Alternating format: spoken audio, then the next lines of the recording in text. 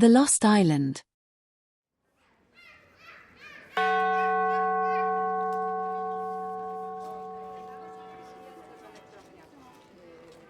My good man Gunio, how are you today?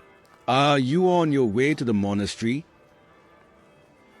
Yes, Anselm. The bells are calling, but I am troubled of heart. And what weighs heavy this fine afternoon?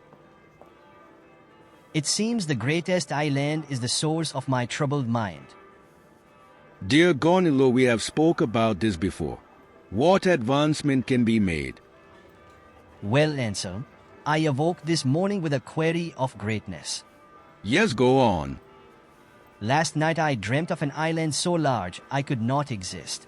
And at that terrible moment of realization I awoke and was glad to be existing. Gonilo, this dream is very strange indeed. But rest assured, Aristotle has promised us such a greatness can never occur in reality. No thing can be an actual infinite size. Our existence is proof of that. Very true, Anselm. But what is space?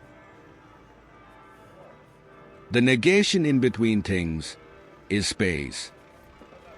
So this negation allows for things to be? Yes, I suppose so. Space allows for definition of objects. In my dream, there was no space, only the rock.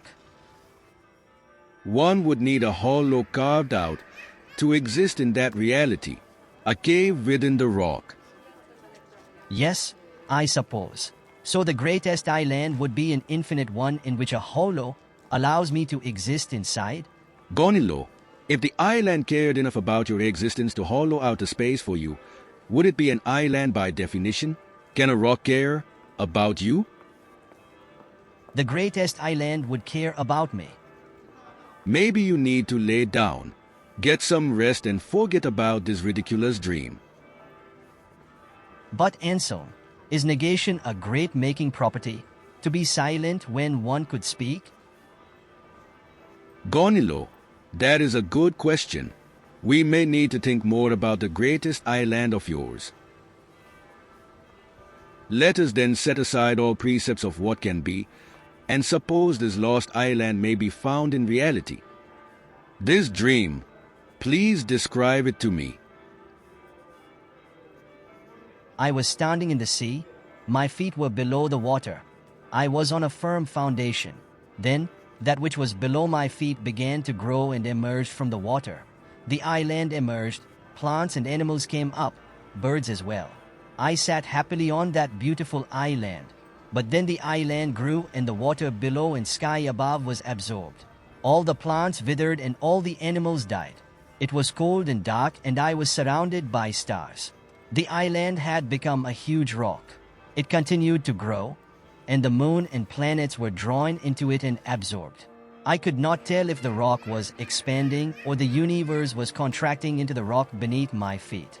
Everything was becoming one under an unbelievable force. All space was collapsing.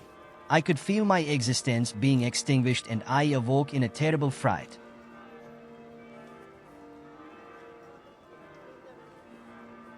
Gonilo, it seems the rock had become a singularity.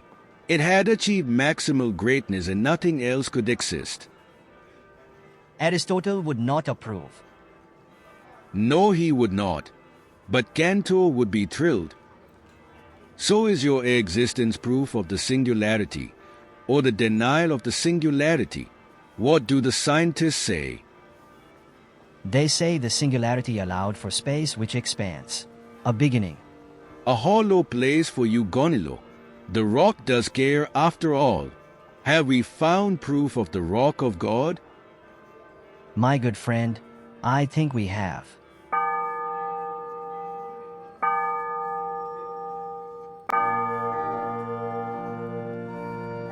We have arrived at the church. The doors are open wide. My brother, let us go in together.